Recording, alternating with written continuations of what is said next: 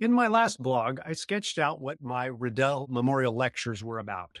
Curb Your Technological Enthusiasm. When Should We Be Tech Prudent?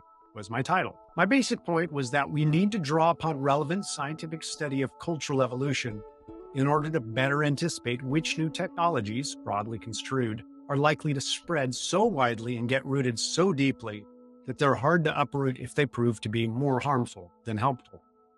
In particular, I targeted that certain technologies play upon basic human psychology, the way we think, the motivations we have, and so on, such that they are very seductive. Technologies that need a special dose of scrutiny are those that are relatively easy to use, are rewarding to use, and can be used in many different contexts, particularly those contexts that mimic basic human needs, drives, and relationships.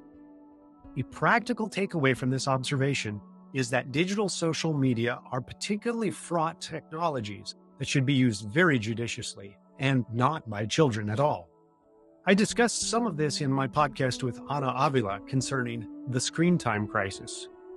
Ana has done considerable research on this topic, and she framed our conversation around social psychologist John Haidt's recent book, The Anxious Generation. Haidt argues that much of the rise in anxiety and depression in young people is a result of using digital social media too early and often in life. My argument is that this connection was entirely predictable. Many of our contemporary personal computer operating systems, and especially touchscreen interfaces that run our smartphones and tablets, are brilliantly engineered for ease of use. Even young children can learn to use them quickly.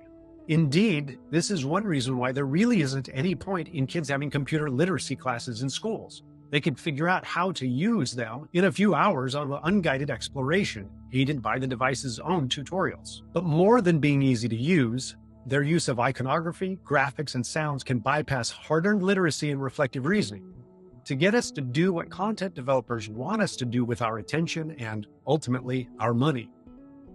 More worrisome still is how social media purports to help us maintain or even develop meaningful social connections. We know from biblical wisdom and evolutionary anthropology that we are deeply social creatures, a point I developed at length in my book, Thriving with Stone Age Minds. To love each other well is a God-given priority. So what happens when we get little drips of chemical rewards from likes, hearts, and in-group affirming video feeds and memes?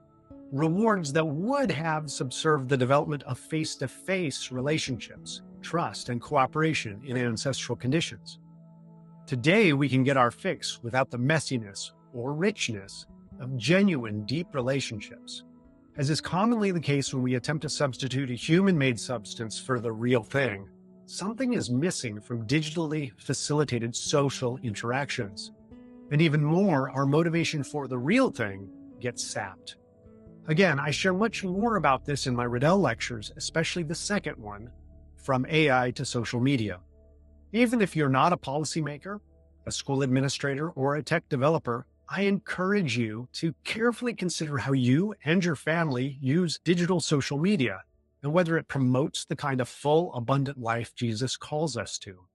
You are not powerless.